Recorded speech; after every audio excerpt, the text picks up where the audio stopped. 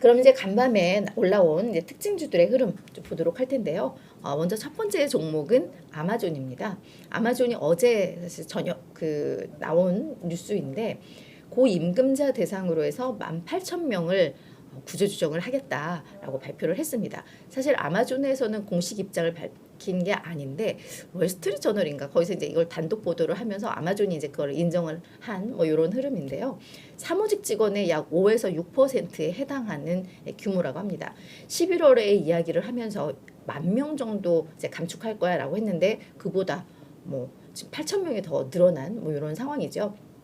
근데 이제 아마존 같은 경우에는 워낙에 그 코로나 때 수혜를 많이 받던 기업이잖아요. 그래서 2019년 4분기 때 직원이 약 80만 명 정도였는데 지난해 3분기 기준 154만 명까지 늘어난 상황입니다. 그러니까 뭐 요 정도면 그래도 양호한 수준일 수도 있는데 다만 시장에서는 진짜 얼마나 안 좋으면 기술 진영이 얼마나 안 좋으면 이 아마존마저 뭐 이런 분위기들도 있는 것 같아요. 근데 이제 월가에서는 뭐 간밤에 주가가 하락을 하긴 했습니다만 월가에서는 이 아마존의 구조조정 특히 이 규모를 늘리고 있는 데 대해서는 긍정적으로 평가를 하고 있습니다. 그러면서 지금 늘어난 그 직원들을 고려를 한다면 오히려 감원을 더 해야 돼라는 필요성도 좀 제기가 되고 있거든요. 그래서 이 소식은 반가운 소식으로 해석이 될 텐데 어제는 아마 시장 분위기가 안 좋아지면서 같이 좀 하락을 한 게 아닌가라는 생각이 좀 들어요. 네, 또 많은 분들 또 힘드신 것 같아요. 네, 마이너스의 손님. 저 되게 동질감 느끼는 우리 마이너스의 손님인데, 네, 쾌차하라고 또 응원을 해주셔서 감사를 드리고요. 우리 성희름 님도, 네, 진짜 안녕하지 못하시죠. 요즘 시장이 너무 안 좋아서. 근데 언젠가는 또 좋아질 거예요. 그래서 지금 저희가 잘 대비를 하면 괜찮지 않을까 싶습니다. 자, 이제 두 번째 종목, 램 웨스턴 홀딩스입니다. 요즘같이 이게 시장이 안 좋은데 52주 신고가를 경신을 했습니다. 9.8%나 급등을 했거든요. 이 램 웨스턴 홀딩스 대체 뭐 하는 기업이길래? 저 사실 뭐 하는 기업인지 찾아보고 깜짝 놀랐거든요. 냉동 감자와 고구마를 생산하는 기업인데 이 회사가 왜 이렇게 좋았을까? 실적을 발표를 했습니다. 2023 회계연도 2분기 실적이었는데요. 매출액이 일단 전년 동기와 비교해서도 27% 증가를 했고요. 예상치를 크게 웃돌았습니다. 조정 EPS, 조정 주당 순이익도 시장 전망치는 74센트였는데 1.28달러 기록을 했으니까 실적이 매우 좋았죠. 여기에다가 2023 회계연도 연간 실적 목표치를 상향 조정을 했습니다.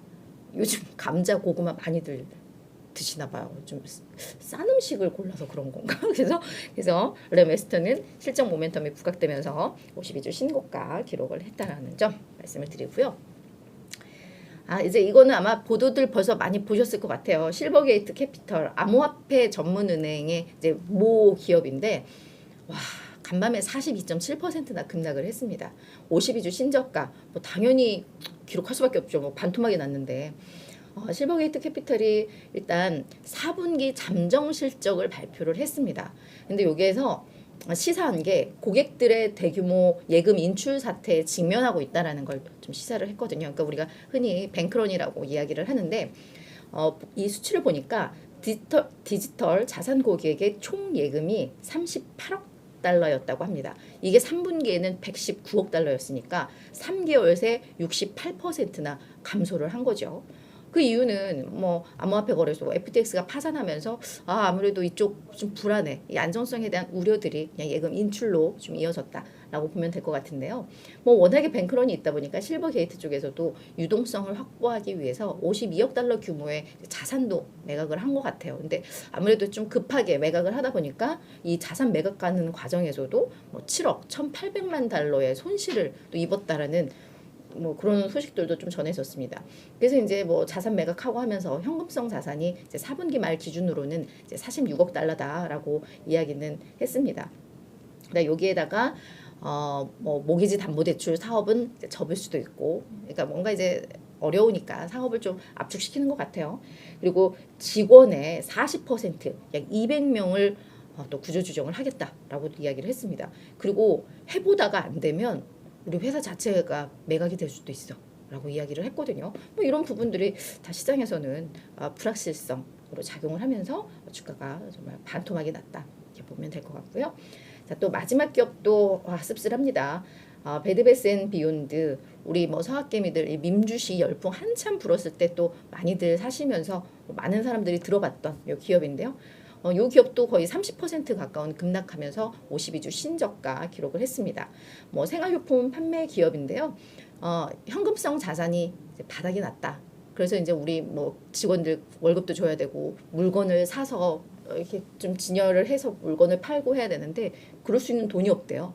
그래서 우리가 이제 파산 신청도 검토하고 있다라고 이야기를 좀 했거든요. 그래서 최악의 경우는 이제 파산 신청일 거고 그에 앞서서 구조조정도 하고 추가적인 자본 조달도 하고 자산 매각도 할 거야라고는 했는데 뭐 별로 남아있는 건 없을 것 같아서 좀 불안한 상황인 거는 맞습니다. 그래서 이 기업은 뭐 작년부터 계속 불안불안하고 뭐 변동성도 컸는데 간밤에도 파산이란 이야기가 아예 입 밖으로 좀 나오면서 좀 투자자들이 상당히 좀 어려움을 겪었다. 이렇게 정리를 해보면 될 것 같아요.